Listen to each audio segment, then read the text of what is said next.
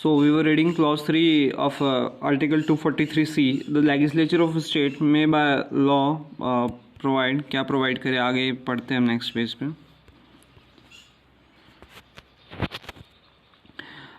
Of the chairperson of the panchayat of the village level in the panchayat at the intermediate level. और ये बोला है कि इसने मतलब कि चेयरपर्सन के बारे में प्रोवाइड करेगी by law at village level, intermediate level, in the case of a state not having panchayat intermediate level, in the panchayat district level.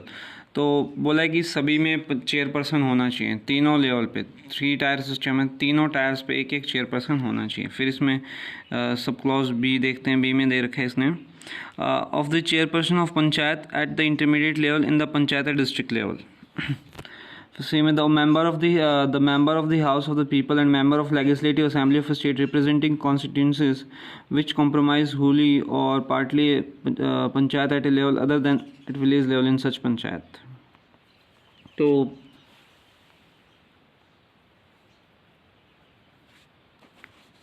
इसमें बताया है कि इसमें हम पढ़ रहे हैं कि may by law provide for the representation. तो इसमें बोला है कि जो मेंबर ऑफ हाउस है, यानी कि हमारे जो एमपी एमएलए है, उनकी पंचायत में क्या कुछ रिप्रेजेंटेशन हो सकती है, वो भी बाय लॉ स्टेट्स प्रोवाइड करे. तो इसमें सी में यही है. डी में देखते हैं representation of the council of states and the member of legislative council of the state where they are registered as electors within. So बोला है कि जिस पंचायत एरिया में जो हमारी लेजिस्लेटिव काउंसिल होगी उसके जो मेंबर्स हैं उनको भी थोड़ा बहुत इसमें रिप्रेजेंटेशन होनी चाहिए. आई डोंट थिंक हमारे हरियाणा में कुछ ऐसा सिस्टम है कि उसमें रिप्रेजेंटेशन है. मुझे और किसी स्टेट का आइडिया नहीं है, बट हरियाणा में जितना मुझे पता है एमएलए एमपी की जैसे कि आई am not sure about this, but जैसे जो एमएलए एमपी जिस गांव में रजिस्टर्ड होता है, इन्होंने ये बोला है कि जिस गांव में वो रजिस्टर्ड है, ठीक है, electors within, they are registered as electors within, तो उनका थोड़ा बहुत कुछ रिप्रेजेंटेशन होना चाहिए. मेरे हिसाब से इनका कोई रिप्रेजेंटेशन है नहीं, मे बी हो, तो I am not sure about that. इसमें पढ़ते हैं a panchayat area at the intermediate level. Panchayat वही सब बता रखा है कि काउंसिल ऑफ स्टेट्स है उसके and member of legislative council of the state, जो राज्यसभा है और जो स्टेट्स की विधान परिषद है, विधानसभा है, विधान परिषद है, तो उन सब की बोले कि मेंबर्स की रिप्रेजेंटेशन होना चाहिए. जैसे मैं एमएलए हूँ, मेरा गांव है कोई, तो उन्होंने बोला है कि आपकी उस गांव में उस एमएलए की थोड़ा बहुत रिप्रेजेंटेशन होनी चाहिए. Not at village level, intermediate level पे हो या जिला लेवल पे हो, उसकी उस पंचायत में कुछ ना कुछ रिप्रेजेंटेशन होनी चाहिए. वो उस पंचायत का मेंबर हो सकता है, मेंबर बन सकता है. बोल रहे कि ये परमानेंट मेंबर रहेगा, जो भी यहाँ से एमएलए होगा. ये जैसे उस पंचायत मान लो उसकी इंटरमीडिएट लेवल पे मैंने पंचायत बनाई, उसकी कमेटी में 10 मेंबर है, 10 में से मैंने बोल दी एक ये परमानेंट मेंबर रहेगा, जो भी एमएलए होगा वही मेंबर बनेगा, ठीक है. क्लोज 4 देखते हैं. The chairperson of panchayat and other members of panchayat whether not chosen by direct elections from territorial constitutions in panchayat area shall. तो इसमें क्लॉज 4 में यही बोला है कि उनको राइट टू वोट होना चाहिए. हम नेक्स्ट पेज पे देखेंगे इसको कि उनको बोला है कि मान लो उनका डायरेक्ट इलेक्शन हुआ हो ना हुआ हो, कैसे भी चुने गए हो, उनको राइट टू वोट मिलेगा in meetings of the panchayat. The chairperson of a panchayat at the village level shall be elected in such manner as the legislature of the state may by law provide. The panchayat at the intermediate level or district level elected member thereof shall be elected by and from amongst the elected members thereof. इसमें देखो, इसमें तो इसने बोल दिया कि state legislature decide करे कैसे होगा पंचायत का चेयरपर्सन, ठीक है, बट इन्होंने इंटरमीडिएट लेवल और डिस्ट्रिक्ट लेवल पे स्पेसिफिकली बोला है कि वो जो इलेक्टेड मेंबर्स है उनके बीच से होना चाहिए. यानी कि जो इंटरमीडिएट लेवल यानी ब्लॉक लेवल पर जो जिला परिषद का चेयरपर्सन होगा वो चुने हुए मेंबर्स से बीच में से किसी को बना दिया जाएगा.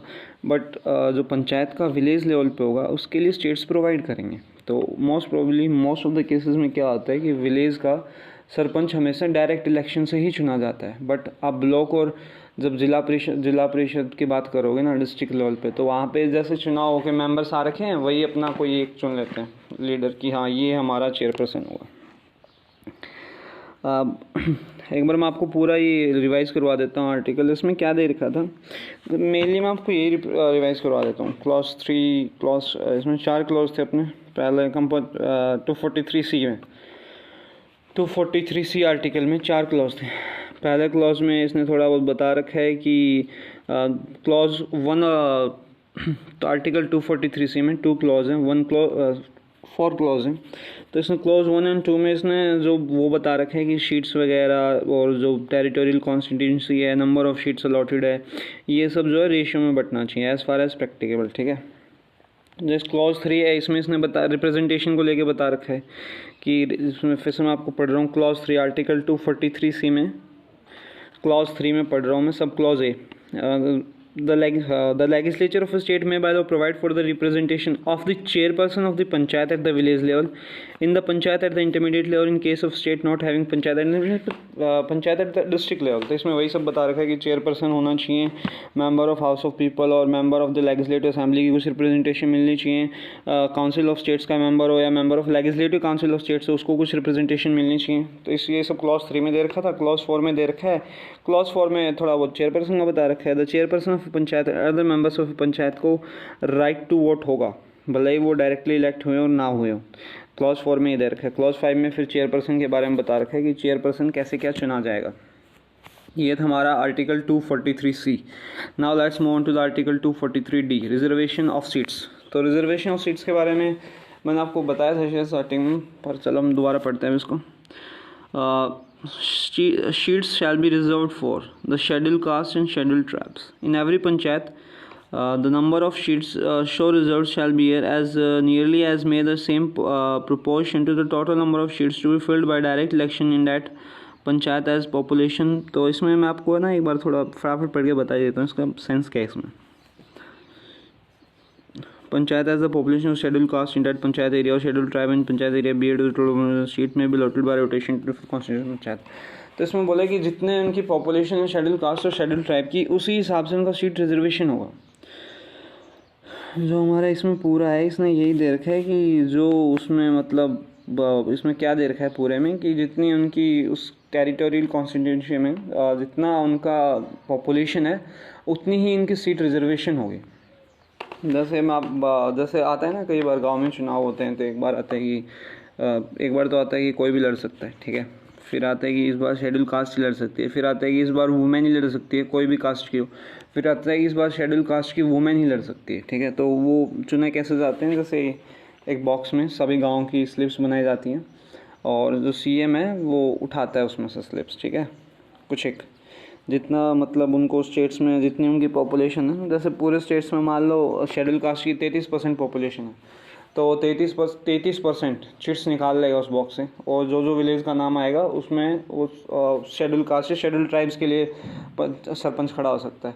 फिर नेक्स्ट ईयर वही होगा, जो 66 पीछे बच गए थे उनमें से फिर वो 33 उठाएगा।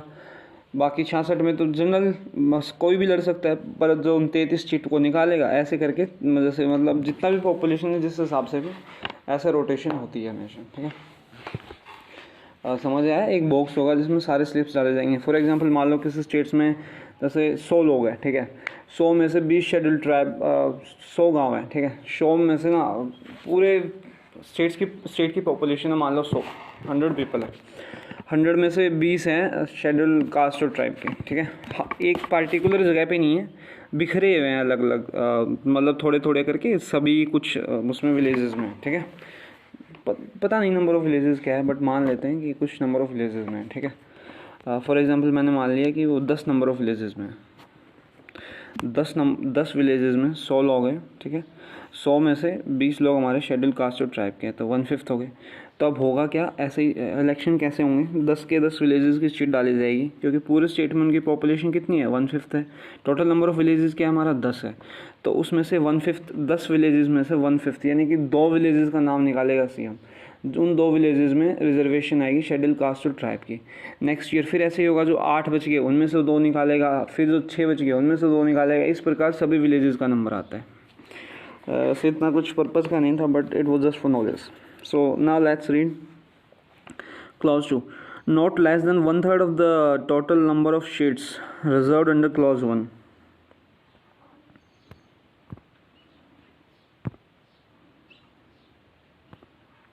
Shall be reserved for women belonging to the scheduled caste or as the case may be scheduled tribes. So 1/3 जैसे कि हाँ, शेड्यूल कास्ट और ट्राइब्स का तो कैसे रिजर्वेशन करना है एज पर पॉपुलेशन, और जो किया मान लो जैसे 50% पॉपुलेशन थी, उनकी 50% सीट रिजर्व होगी, बट उन 50% में से 1/3 किसका होगा, शेड्यूल कास्ट या ट्राइब्स की वुमेन्स का होगा।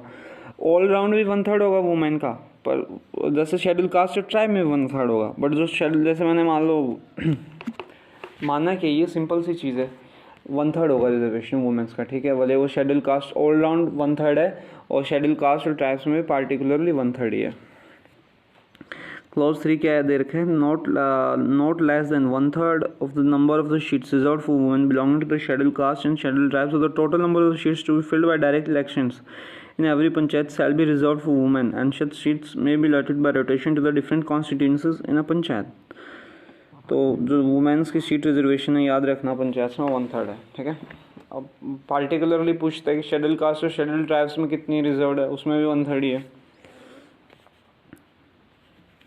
The office of the chairperson panchayat at the village level shall be reserve. तो ये बोला है कि जैसे ऑफिस ऑफ चेयरपर्सन, यानी कि सीधा सा बात है कि जो सरपंच की पोस्ट है वो भी शेड्यूल कास्ट या शेड्यूल ट्राइब के आदमी को मिलनी चाहिए, आदमी औरत को, जिसका भी नंबर होगा, ठीक है।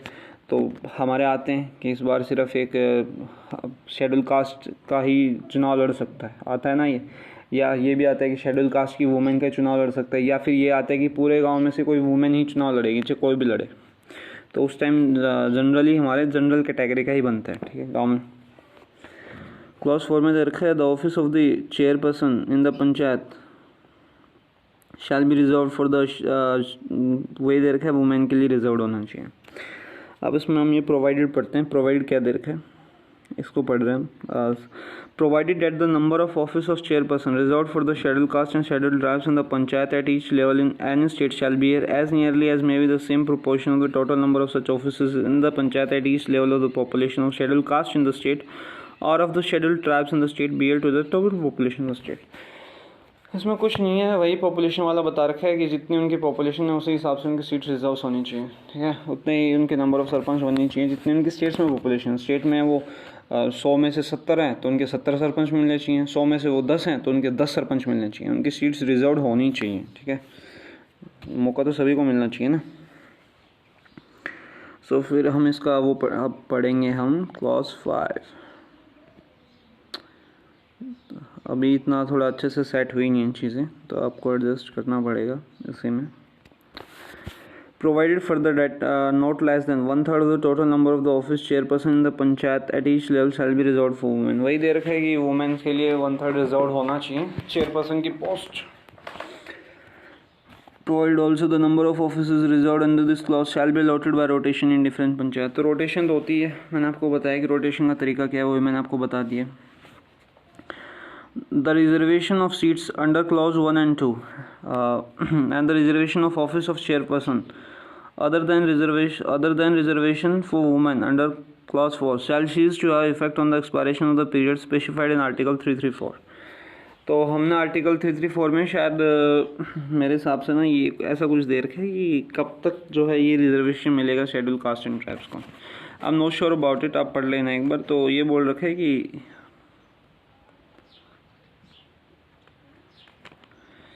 तो ये ना ख़त्म हो जाएगा ये रिजर्वेशन 334 आर्टिकल की एक्सपायरेशन, उस पीरियड जो पीरियड स्पेसिफाई कर रखा है उसके बाद ये आर्टिकल जो ये रिजर्वेशन है ये ख़त्म। कौन सा ख़त्म वो इसमें बता रखा है। क्लॉज 6 देखते हैं। Nothing in this part shall prevent the legislature of a state from making any provision for reservation of seats in panchayat office chairperson in panchayat at level in favour of backward class of citizen. तो article 6 में इन्होंने दे दिया कि वो backward class of citizen है तो उसके लिए भी रिजर्वेशन होना चाहिए। ऐसा नहीं है आप शेड्यूल कास्ट टाइप्स को दे रहे हो तो कोई बैकवर्ड क्लास ऑफ सिटीज़न लगता है कि स्टेट को हाँ ये भी है, इसके भी रिजर्वेशन होनी चाहिए। तो आर्टिकल क्लॉज 6 के अंदर गवर्नमेंट को स्टेट लेजिस्लेचर को ये पावर दे दी है कॉन्स्टिट्यूशन ने। आर्टिकल 243E अब तक जो पढ़ रहे थे वो इतना एग्ज़ाम पर्पज से इम्पोर्टेंट नहीं था, अब इम्पोर्टेंट चीज़ें हैं, थोड़ा फोकस से पढ़ना है। Article 243E duration of panchayat. तो इसमें ना 3 चीज़ें मैं एक बार पहले वैसे बता रहा हूँ फिर अच्छे से पढ़ के समझाऊँगा, ठीक है। इसमें क्या होता है, कोई भी पंचायत 5 साल के लिए चुनी जाती है। Every panchayat is elected for 5 years, ठीक है। पूरे स्टेट्स में चुनाव होते हैं, 5 साल के लिए पंचायत चुनी जाती है। अच्छा, इन केस क्या होगा, कोई पंचायत मान लो डिसॉल्व हो गई, सरपंच मर गया, ठीक है। पंचायत तो क्या है, सरपंच से बनी हुई है, मेनली तो सरपंच ही है चेयरपर्सन अपने यहाँ हरियाणा में तो, और सरपंच मर गया, फिर क्या होगा, दोबारा चुनाव होंगे। दोबारा चुनाव होने के लिए कंडीशन है, अगर वो 6 महीने, जैसे मान लो 5 साल ख़त्म होने में सिर्फ 6 महीने रहते थे, 5 साल ख़त्म होने में सिर्फ 6 महीने रहते थे, तो दोबारा चुनाव की ज़रूरत नहीं है, ठीक है, दोबारा चुनाव नहीं करवाने। पर अगर 6 महीने से ज़्यादा रहते थे, जैसे कि फॉर एग्ज़ाम्पल 1 ईयर रहता था, ठीक है, तो हमें चुनाव करवाने पड़ेंगे। चुनाव कितने दिन के अंदर करवाने पड़ेंगे, मान लो 1 साल रहता था पर सरपंच मर गया, ठीक है, तो चुनाव तो करवाने पड़ेंगे, पर कितने दिन के अंदर करवाने पड़ेंगे, विद इन 6 मंथ्स के अंदर करवाने पड़ेंगे। अब ठीक है, चुनाव हो गए, तो अब वो जो नई जो सरपंच आया है वो कितने दिन के लिए बनेगा, वो उतने ही दिन के लिए बनेगा जो पहले वाला बनने वाला था। पहले वाले के जिस दिन 5 साल पूरे होने वाले थे ना, वो भी उतने दिन के लिए बनेगा। जैसे कि फॉर एग्जांपल कोई चुनाव 2.5 साल पहले सरपंच मर गया, ठीक है, हमारा सरपंच मर गया 2.5 साल पहले, ठीक है, ठीक, एक सेकेंड, 2.5 साल पहले हमारा सरपंच मर गया, तो विद इन 6 मंथ्स वहाँ से चुनाव करवाने पड़ेंगे, ये रूल है। और जो नई जो सरपंच बनेगा, नया सरपंच, जो बचा हुआ टाइम है 5 साल पूरा होने में, उतने ही टाइम के लिए रहेगा, ठीक है। जैसे डिफरेंस समझना हो तो क्या होता है, जैसे प्रेसिडेंट वाले में क्या दे रखा है कि अगर मान लो कोई नया प्रेसिडेंट चुना जाता है, तो वो कोई मान लो कोई नया प्रेसिडेंट चुना जाता है, ठीक है, तो वो पूरा 5 साल रहेगा। होता है ना ये चीज़, कोई नया प्रेसिडेंट चुना जाता है, एक बार इलेक्शंस, दोबारा री इलेक्ट हो गए, तो वो 5 साल रहेगा, बट इसमें ऐसा नहीं होगा, ठीक है। तो अब हम इसको पढ़ते हैं अच्छे से। Duration of panchayat,